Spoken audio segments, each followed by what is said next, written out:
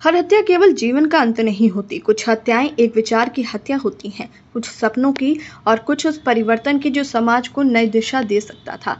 गुरुग्राम में junior international tennis player Radhika Yadav की अपने ही पिता के हाथों हुई निर्मम हत्या सिर्फ एक बेटे की मौत नहीं बल्कि एक आत्मनिर्भर सफल आधुनिक भारतीय महिला की अवधारणा पर किया गया वो हमला है जो हमें सवालों के कटघरे में खड़ा करता है।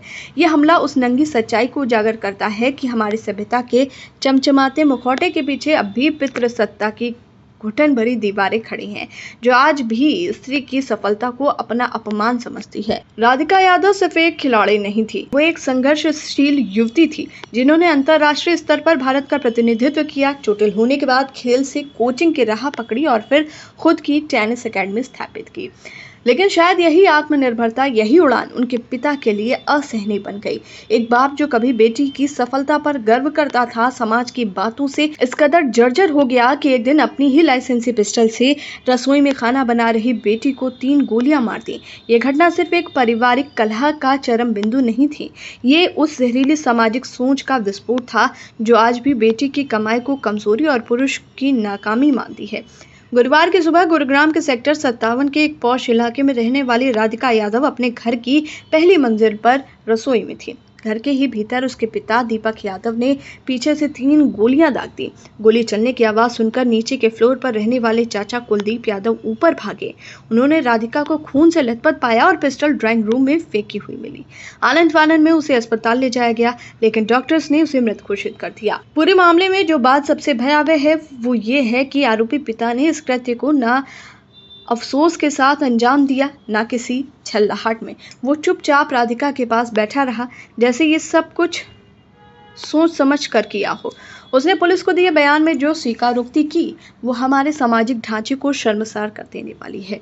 उसने कहा कि जब वो दूध लेने जाता था तो लोग ताने मारते थे, तेरी बेटी पैसा कमा रही है, तू खा रहा है। इन तानों ने उसके पुरुषत्व को ऐसी चोट दी कि वो उसे सहन नहीं कर पाया और उस बेटी को गोली मार दी जो उसके मेहनत और आशाओं की उपज थी।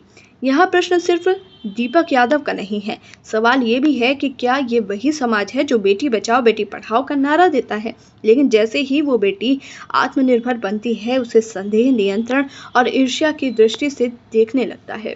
क्या एक बेटी की कमाई पिता के लिए सम्मान की जगह बेइज्जती का कारण बनती जा रही है? क्या हमारे समाज में अब भी बेटियां केवल तभी तक स्वीकृत हैं जब तक वो निर्भर हैं? और सबसे महत्वपूर्ण सवाल, क्या हम एक ऐसी मानसिकता को पालते आ रहे हैं जिसमें बेटी की सफलता को पुरुष की विफलता से जोड़कर देखा जाता है? राधिका का टेनिस करियर प्रेरणादायक था। उन्होंने AITA और ITF जैसे प्रतिष्ठित प्लेटफॉर्म पर भारत का प्रतिनिधित्व किया, W15 टूर्नामेंट में भाग लिया, विमेंस डबल्स में टॉप 100 में 112 हफ्ते तक बनी रही और हरियाणा की गिनी चुनी अंतर्राष्ट्रीय महिला खिलाड़ियों में शामिल थी। चोट के बाद उन्होंने कोचिंग शुरू की और नई पीढ़ी को तैयार करने में लग गई। क्या ये उपलब्धियां पर्याप्त नहीं थी कि उनका सम्मान हो, या सफलता का पैमाना सिर्फ पुरुषों के लिए आरक्षित है?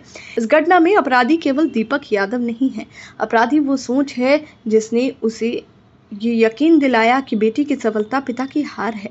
अपराधी वो समाज है जो बेटी की कमाई को कमाई नहीं कमजोरी मानता है। अपराधी हम सभी हैं जो चुप रहते हैं जब कोई बेटी उड़ान भरती है और उसका आकाश छीना जाता है। हमारी न्याय प्रणाली दीपक यादव को सजा देगी, लेकिन क्या समाज अपनी मानसिकता को सजा देगा? यदि नहीं तो अगली राधिका कौन होगी, ये सिर्फ समय तय करेगा, और तब भी हमारी चुप्पी अपराध में भागीदार ही मानी जाएगी।